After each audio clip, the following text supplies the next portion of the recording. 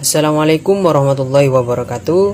Perkenalkan, kami dari kelompok 7 yang beranggotakan Anjar Maharani, Jesse Amelson Maer, Nikmah Haziza Pertiwi, Nur Fitriana Tias Ikasari, dan saya sendiri Sony Chandra Kusuma akan mempresentasikan makalah yang berjudul Keterampilan Berbicara dalam Forum Ilmiah atau biasa yang disebut presentasi.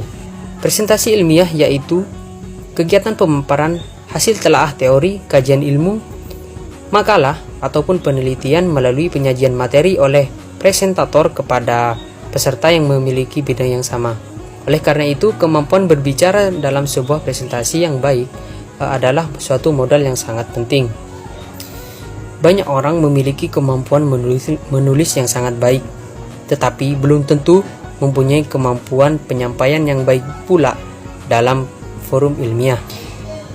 Pada kesempatan kali ini, kami akan membahas 3 poin penting, yaitu yang pertama, berbicara sebagai kapabilitas berbahasa.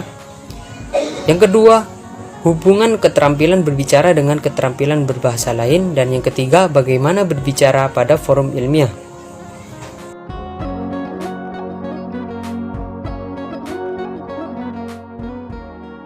Pengertian berbicara merupakan kemampuan manusia dalam bentuk perilaku yang memanfaatkan beberapa faktor. Faktor tersebut antara lain faktor psikis, psikologis, dan linguistik. Faktor psikis dan faktor psikologis ini perlu kerjasama yang baik agar tercipta bahasa yang dapat mempengaruhi orang lain. Kemudian kemampuan berbahasa. Kemampuan berbahasa ini merupakan kemampuan untuk menyampaikan pesan secara dalam arti luas. Kemudian dalam konteks ini, kemampuan berbahasa sama halnya dengan kemampuan berkomunikasi, di mana kemampuan berkomunikasi ini terdapat 2 hal. Yang pertama adalah kemampuan komunikasi secara tertulis dan kemampuan komunikasi secara lisan. Kemudian berbicara sebagai kapabilitas berbahasa merujuk pada 2 hal, yaitu ketercapaian tujuan dan realisasi strategi tutur yang baik dan santun. Nah, seseorang yang memiliki kapabilitas berbahasa ini memiliki peluang untuk menjadi pemimpin. Hal ini disebabkan seseorang yang memiliki kapabilitas berbahasa dapat menjadi seseorang yang mempunyai jati diri positif, kesantunan, dan jiwa kewibawaan sebagai pemimpin.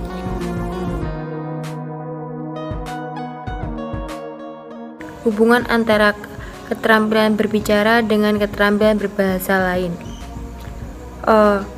Perlu diketahui, keterampilan berbicara yakni sebuah seni untuk mengutarakan atau menyampaikan ide, gagasan, pendapat, maupun perasaan secara lisan, baik itu berhadapan-hadapan secara langsung maupun jarak jauh.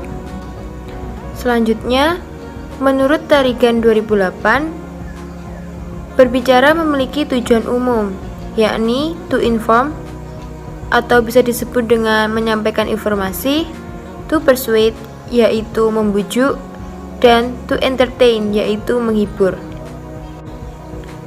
Dalam keterampilan berbahasa memiliki beberapa aspek, yakni berbicara, menyimak, membaca, dan menulis. Berbicara memiliki hubungan yang erat dengan menyimak. Menurut Wuryaningrum 2019, dalam proses menyimak melibatkan syaraf kognitif, di mana dengan kognitif maka kita akan cepat dan tepat dalam memahami, mengevaluasi, dan menganalisis bahan simakan. Selanjutnya, berbicara juga memiliki kaitan erat dengan membaca. Jika kita membaca, maka kita akan menambah wawasan, dan dalam membaca kita akan lebih mengerti mengenai kosakata. Tak hanya itu, dengan membaca maka kita akan lebih terpandu dan terperinci dalam menambah topik pembicaraan. Selanjutnya, terdapat kemampuan berbahasa tingkat tinggi, yakni menulis, di mana dalam menulis kita akan menuliskan hal-hal yang pernah kita dengar maupun kita baca, dan menulis dengan berbicara merupakan hal yang bersifat produktif.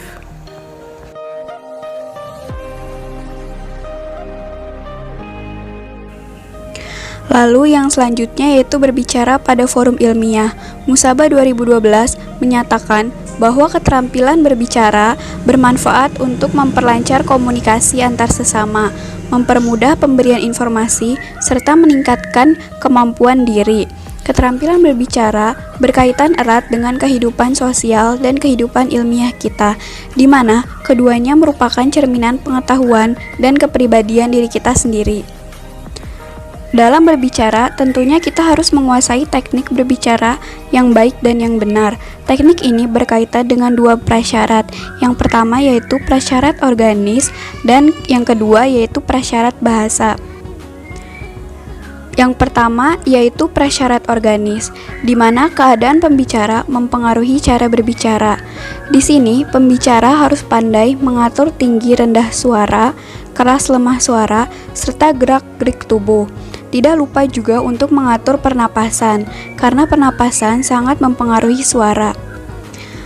Yang kedua yaitu prasyarat bahasa. Kata-kata berfungsi sebagai lambang untuk menggambarkan objek, kejadian, dan gagasan. Bahasa sendiri mampu menyatakan perasaan, menginformasikan, mengarahkan, serta mengisyaratkan. Dalam prasyarat bahasa, ada 4 aspek yang harus dipenuhi. Yang pertama yaitu dinamika bicara.